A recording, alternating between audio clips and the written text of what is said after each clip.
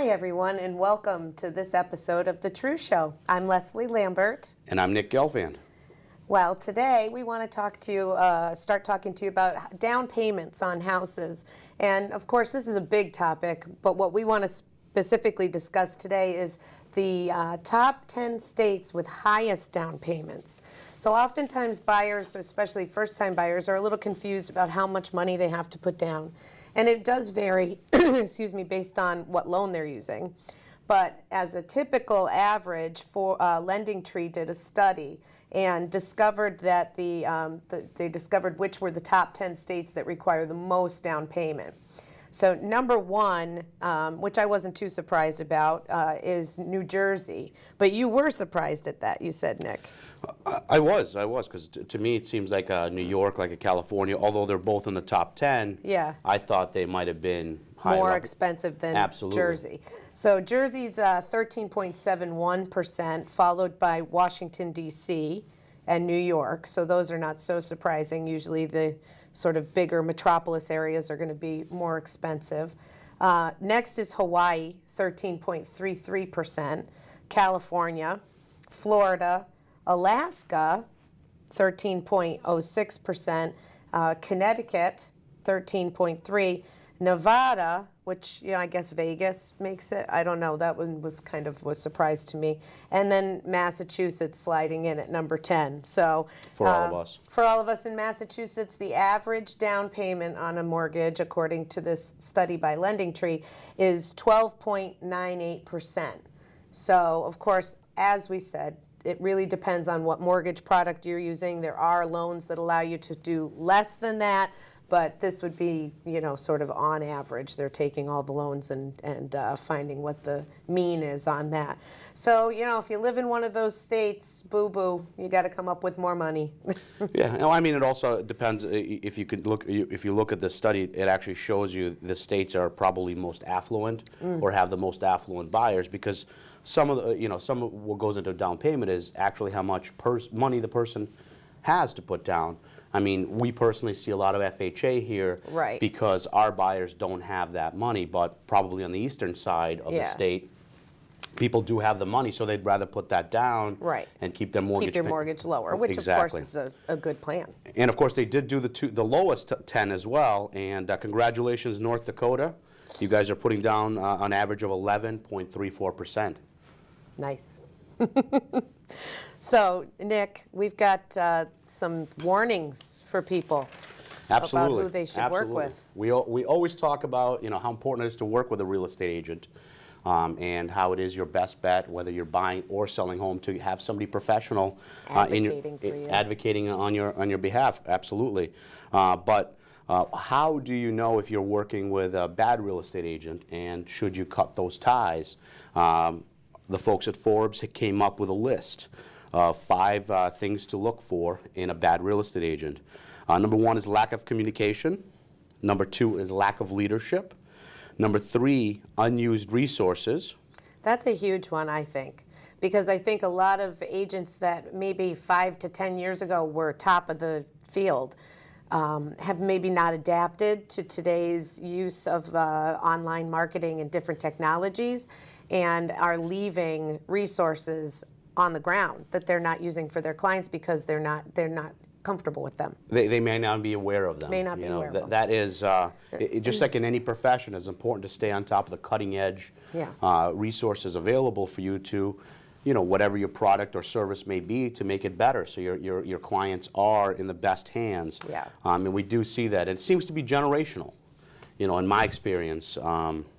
But obviously, looking at the internet. Not for us, though. We're timeless. Exactly.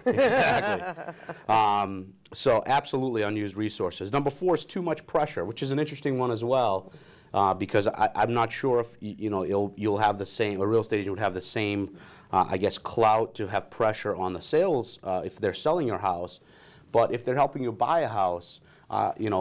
Certain times I have heard that real estate agents do pressure, how beautiful this house is, you should buy this, is going to get, pressure the buyer. Pressure the buyer, exactly. I could see where that could play into it a lot more. I can't see it playing in too much on the selling side, just because you own it. Yeah, you own it, and it's really hard. Yeah. And then number 5 is a big one. It's lack of follow-up. Yeah. Follow-up is very important. Even if there's nothing to say to your client, no calls on the property, it is just important to keep those lines of communication open. Yeah.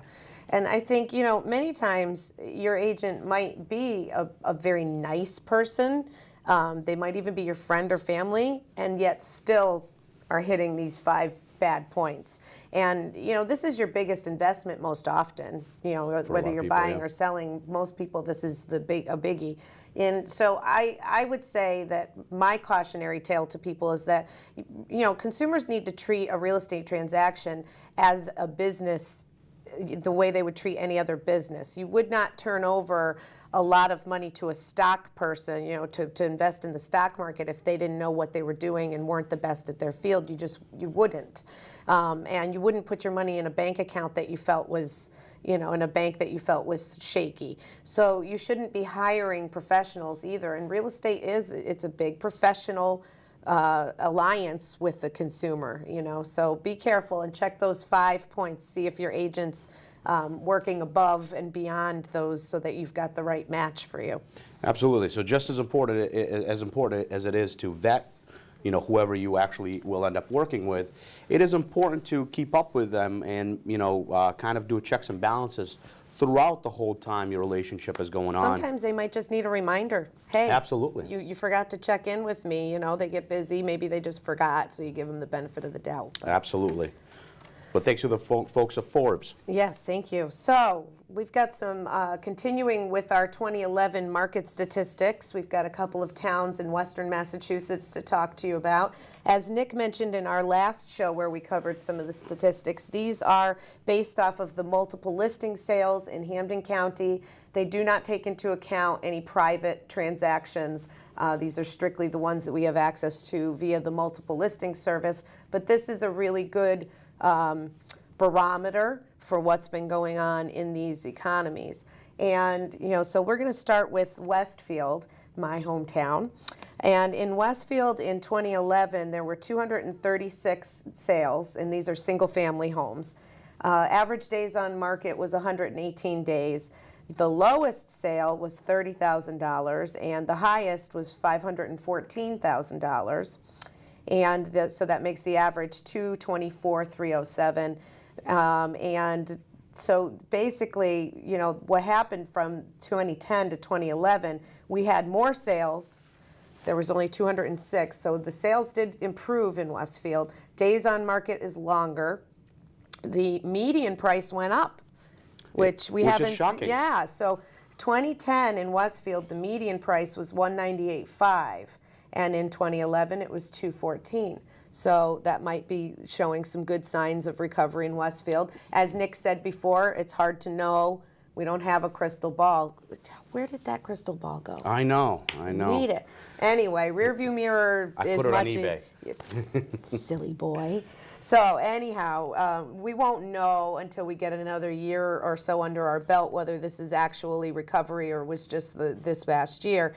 But for those of you that are following these trends, that's good news in Westfield. Let's move on. We're shooting here in Ludlow. Let's talk about Ludlow. In Ludlow for 2011, the median sales price was $181,750. Unfortunately, that's a bit of a drop from 2010. It was $195,000. So that's a big change here. Absolutely. Also, there were fewer sales. In 2010, there was 111. In 2011, there was 97 sales. Days on market stayed the same. That's on average. So things did slow down a little bit here. Absolutely. Price adjusted downward. And the last one we'll look at today will be Wilbraham. And in Wilbraham, we had a median sales price of $240,000. And that's a drop from $277,000, $250,000. That's huge. Well, Wilbraham is one of the affluent towns in this area. The majority of the people, or the majority of the housing there is, tends to be higher end. And it just shows you that the higher end stuff is really losing quite a bit of money. Are you noticing that in most towns, Nick? Absolutely, absolutely. It's the mid price, the first time home buyer homes, I think, are back. that price range because in my markets anyway. Right. Because the interest rates are good and the prices are good, and so those are going pretty well. And that's the majority of the buyers. It's The whole median supply price demand. ranges are okay too, but as soon as, at least in my experience, as soon as you kind of get above that 300, 350 threshold, it slows right down. Right, and also those same houses that are now selling for $350, may have been 25, 30% higher, even in 2007, 2008. Right. And just because less people can afford them. But of course, the good news is, if you can afford them, even though the house that you're in right now might be worth a little bit less, that expensive home is worth a lot less. So it might make sense to take a small loss on your mid-size home to make a bigger gain on that large home if you're considering making a move. Sometimes making a loss to take a gain it makes sense. Absolutely. I know that sounds like ridiculous, but it actually works. Right. If you're going to stay there for a while, long enough to let the market come back And a it's little bit. something to pick up. And as in Western Mass, the real high end, the 500,000 plus, is not quite as common. But what I've been finding is that it is tougher to get jumbo loans. Yeah. Which is what people would require when it's that high level of money. Yeah. And that may also play into the fact that those high end houses are kind of dipping down at a heavier percentage than the stuff that most people can buy in the market. Yeah, and I think Wilbraham's going to show us that those high-end homes are also staying on the market longer. Their average days on market is 150 days, and that's up from 2010. So, we do have still some things to contend with here in Western Massachusetts, but a mix of some not so great news and some really good news depending on where you live. Exactly. So that's our show for That's today. our show for today. Thanks for being with us. My name is Nick Gelfand. Leslie Lambert, take care.